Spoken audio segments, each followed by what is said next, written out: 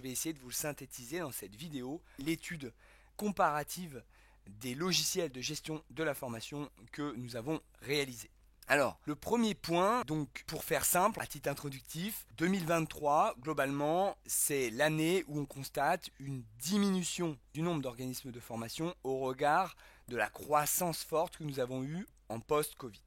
Alors, ce qu'il faut comprendre, c'est que le marché de la formation professionnelle a toujours été très granularisé. Ça veut dire que dans le secteur de la formation professionnelle, tout le monde a toujours eu l'idée de dire nous, c'est pas pareil. Nous, on est différent des autres parce que nous, on a une vision différente des autres. Ce qui est positif sur le plan de la création de valeur, mais ce qui est malheureusement négatif lorsqu'on essaye d'homogénéiser les processus, et c'est d'ailleurs ce que l'État a voulu faire en mettant en place le fameux certificat Calliope qui a été vécu pour beaucoup comme une charge, puisque beaucoup d'entre nous, organismes de formation, devons répondre à des critères qui ne nous concernent que très peu et pour autant que nous devons respecter. Et donc ce marché historiquement très granularisé, c'est-à-dire très artisanal, était marqué par des gens qui faisaient de la formation continue d'autre part, et d'autre part des gens qui faisaient de la formation initiale. Des gens qui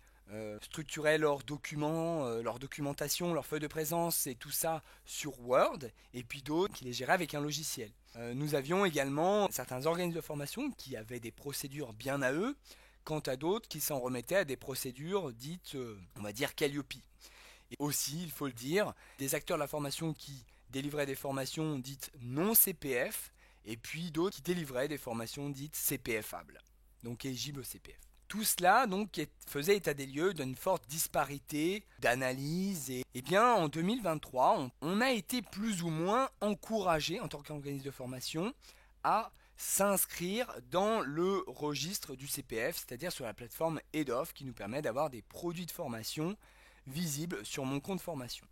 On y a été obligé pour une raison à peu près simple, c'est le manque de clarté dans l'utilisation des fonds de formation. C'est-à-dire qu'une personne qui veut s'acheter une formation ne sait pas ce que c'est qu'un fonds CPF, elle ne sait pas ce que c'est qu'un fonds OPCO, elle ne sait pas ce que c'est qu'un fonds privé, Pôle emploi ou région, bref, tout ce qu'elle veut, c'est une formation, si possible, payée par l'État. Et donc elle va avoir ce vocabulaire assez systématique que l'on redoute tous en tant qu'organisme de formation, qui est de dire moi vouloir utiliser mon CPF pour me financer ma formation.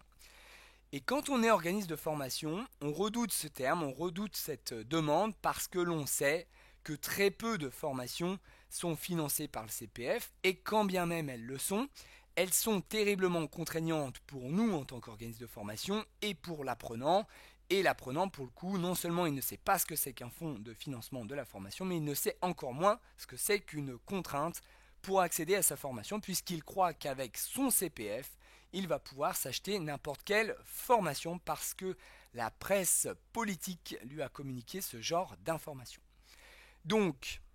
l'organisme de formation standard qui ne voulait pas rentrer dans ce genre de dispositif s'est vu obligé d'accéder à ce genre de dispositif parce que les clients ne cessent de venir à lui en lui demandant l'utilisation du CPF alors que ce n'est pas forcément une bonne idée. Résultat des courses, tous les organismes de formation se sont vus quelque peu obligés de rentrer dans ce dispositif-là. Effort consenti par l'ensemble des organismes de formation, bonne nouvelle a priori. Sauf que de l'autre côté, on a, comme souvent, un État qui dit « Waouh, on a bien réussi notre campagne de communication ».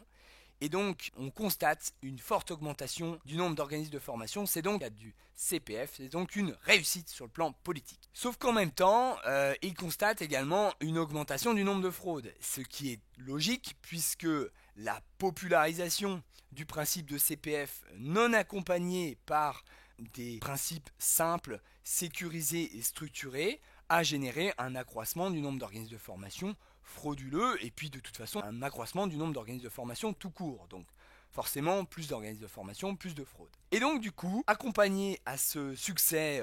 affiché par l'État, nous avons un autre constat qui est une méfiance de la part de l'État vis-à-vis des organismes de formation. Et donc, pour ceux qui ne l'ont pas reçu, un courrier de la part de mon compte formation qui est envoyé aux organismes de formation et qui dit « Vous êtes radié de mon compte formation, si vous ne faites pas ceci, cela. Et beaucoup d'organismes de formation ont reçu ce courrier avec une très forte incompréhension et surtout une très forte forme d'insécurisation dans leur activité professionnelle. On ne peut pas, en tant qu'organisme de formation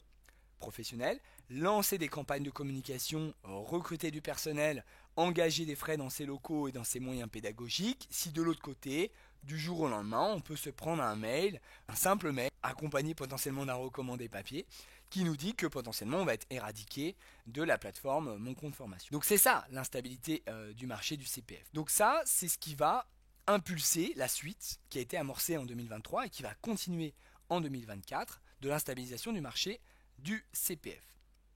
Nous avons un autre constat, c'est l'effondrement du marché de la formation dite présentielle inter-entreprise. Alors ça, c'est un vieux marché qui est là depuis des années. C'est le principe de dire, bah voilà, on a une formation qui est là et on va essayer d'augmenter le nombre de participants ou ces sessions de formation qui auront lieu à Paris, Lyon, Marseille, Toulouse, et on va essayer d'augmenter la marge de ces formations.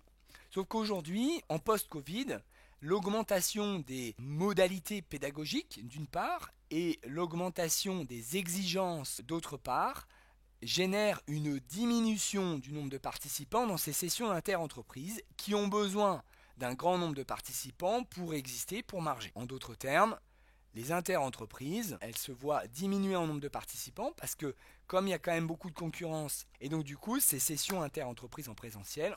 elles diminuent, elles disparaissent. Non seulement parce que du coup il n'y a plus le phénomène de présentiel, mais il n'y a plus le phénomène de groupe. Chacun veut sa petite formation dans son coin. Et donc ça va donner naissance à non seulement des inter-entreprises en distanciel, mais en même temps ça va mettre de la complexité parce qu'on se dit, le consommateur de formation se dit, ah bah tiens, non seulement je vais plus la faire en présentiel, je vais la faire en distanciel, mais je vais potentiellement mettre un peu plus de modalités pédagogiques dans cette formation. C'est-à-dire que je vais également me former à distance avec, mettons, des sessions de 2 heures par jour pendant 3 mois. Et donc du coup, au lieu d'avoir des sessions de formation de 14 heures, c'est-à-dire 2 jours où tout le monde allait dedans, et bien finalement, on va avoir un qui va prendre une session de formation chez un organisme de formation A avec 2 heures par-ci, 2 heures par-là, et un autre qui va prendre une session de formation dans un organisme de formation B avec 3 heures par-ci et 3 heures par-là. Et donc voilà, la dispersion des apprenants va faire que le nombre d'apprenants va diminuer dans les inter-entreprises et donc les inters vont globalement disparaître au profit des intra-entreprises. Donc pourquoi les clients sont plus exigeants qu'avant? Pourquoi les apprenants globalement consomment les formations différemment par rapport à avant? Alors, il faut bien distinguer 2 types de formations de tout temps. Il y a les formations de principe, récurrentes, qui s'inscrivent généralement dans le cadre des grandes entreprises qui veulent former régulièrement leurs salariés pour les tenir à jour et les tenir motivés. Et puis il y a les formations qui sont là pour résoudre des problèmes, pour atteindre des objectifs, comme par exemple les entreprises qui veulent développer une croissance à 2 chiffres sur un nouveau marché, etc. Alors, les formations du premier type sont toujours existantes et celles-ci font toujours l'objet d'une formation en inter-entreprise, mais donc on a quand même un constat d'une augmentation du nombre de participants dans les intras parce que les entreprises sont soumises à des crises économiques, ont une tendance naturelle à vouloir confondre de plus en plus souvent le conseil et la formation, et donc en tout cas d'intégrer la formation dans le cadre de son contexte à elle. Donc en définitive, le marché a connu une forte croissance, maintenant une décroissance du nombre d'acteurs, qui va de pair avec une homogénéisation des principes et donc tout l'intérêt des logiciels de gestion de la formation. Et donc j'en viens à ma conclusion, qui est donc que les besoins d'un logiciel de gestion de la formation se concentrent sur une polyvalence, un besoin de polyvalence, c'est-à-dire un logiciel qui est capable de gérer tous les cas de figure à présent et à venir. C'est-à-dire que quand on gère un organisme de formation, on ne sait pas à quelle sauce on va être mangé, donc on a besoin d'avoir un logiciel de gestion qui gère tout ce dont on a besoin maintenant et plus tard. En l'occurrence, la complexité réglementaire, donc Calliope, la charge fonctionnelle, donc comment je fais tourner mon organisme de formation, il faut que ça aille vite, le pilotage, c'est-à-dire des besoins de tableau de bord me permettant de voir la rentabilité de mes sessions, la conformité, les risques, est-ce que je peux continuer des actions de formation de cette nature. Autre point de conclusion par rapport au logiciel de gestion de la formation, le besoin de gérer la globalisation du marché, donc les différentes sources de financement, les formats qui sont donc de plus en plus complexes, les formations avec des cycles courts de 2 heures, dispersés sur plusieurs semaines voire plusieurs mois, avec les grosses problématiques de paiement en cours de session de formation, puisque vous pouvez mourir en tant qu'organisme de formation si vous n'êtes pas payé régulièrement selon le déroulé de vos livraisons de vos formations. Et enfin, dernier point, donc la granularisation, on peut à peu laisser place à la profondeur, donc moins de disparité dans la gestion des organismes de formation, une rationalisation, avec du coup un besoin de profondeur, c'est-à-dire des choses beaucoup plus poussées, comme par exemple la valeur d'une signature électronique. Finalement, si vous faites 1 million d'euros de chiffre d'affaires et que 1 million d'euros de signature électronique ne valent rien, qu'allez-vous faire? Une augmentation du besoin de visibilité des offres de formation, comment mettre mes offres de formation sur mon logiciel, mais également leur donner une visibilité sur Internet. Le portail de gestion client, c'est-à-dire comment je vais faciliter la vie à mes clients grâce à un portail que je leur mets à disposition. Et puis, pourquoi pas également le portail pour mes fournisseurs et mes apprenants pour permettre à mes formateurs de déposer leurs factures et également mes apprenants de mieux signer leurs feuilles de présence, etc. Voilà. Donc tout ça, c'est un marché qui globalement se rationalise peu à peu et donc on peut voir que le nombre de logiciels de gestion d'organismes de formation suit une tendance analogue avec d'une part des logiciels qui démontrent leur puissance dans le secteur de la gestion de la formation et en même temps des tarifs qui s'y associent. Et puis de l'autre côté, des acteurs qui persévèrent, d'irréductibles Gaulois, qui ont toujours tout donné pour le secteur de la formation et qui probablement continueront à donner autant qu'ils le peuvent en se rendant disponibles auprès d'organismes de formation. Et donc globalement, si je reprends mon état des lieux que vous pourrez voir donc, dans notre article de gestion des organismes de formation, donc nous avons en premier acteur un acteur populaire qui a acquis un grand nombre d'utilisateurs, qui est très connu sur internet, qui est Digiformat, qui fait parler de lui parce qu'il est là depuis longtemps, mais aussi parce qu'il arrive à manier plutôt bien la scalabilité, c'est-à-dire la mise à l'échelle, c'est-à-dire sa croissance, tout simplement. Nous avons également un autre acteur incontournable qui est IMAG, Ipareo, qui a longtemps fait ses preuves dans le secteur des CFA et qui d'ailleurs est un précurseur en matière de gestion des fonds de financement public, puisque sa solution Ipareo a été un des premiers acteurs à gérer la connexion avec les différents OPCO pour pouvoir déclencher des paiements rapides. Nous avons également un autre acteur qui est toujours en tout cas très actif en matière d'innovation sur les logiciels de gestion de l'information, c'est Dendreo qui lui aussi est très innovant. Et à côté de ça, nous avons donc des acteurs qui sont beaucoup plus innovants et beaucoup plus dans une modalité qualitative restreinte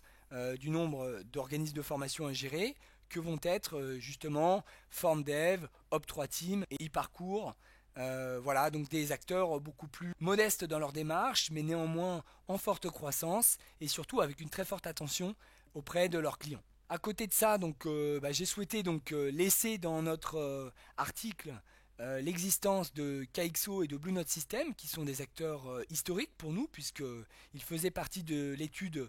de l'année précédente et qui pour le coup ont fait le choix de maintenir leur stabilité, mais pas pour autant de maintenir leur combat dans le secteur de la formation professionnelle, car il est attaqué par de nombreux CRM qui ajoutent à leur arc cette capacité à gérer l'activité d'un organisme de formation. Donc par exemple, des Salesforce vont, en plus de leur activité de CRM, se prétendre des acteurs intéressants et intéressés par l'univers de la formation professionnelle. Donc en résumé, nous avons, on va dire, 3 types d'acteurs. Donc des acteurs historiques et puissants qui peuvent être polyvalents dans votre gestion d'organismes de formation, mais néanmoins coûteux. Nous avons ensuite un deuxième type de logiciels de gestion de la formation qui sont plutôt dédiés à des PME en croissance, qui ont besoin de se mettre en partenariat avec des éditeurs de gestion de la formation et grandir avec eux. Et puis de l'autre côté, des néo-acteurs ou des acteurs en questionnement qui vont se positionner sur ce secteur d'activité avec soit des ambitions restreintes, soit une ambition qui reste dans l'idée d'une polyvalence. Voilà. À bientôt.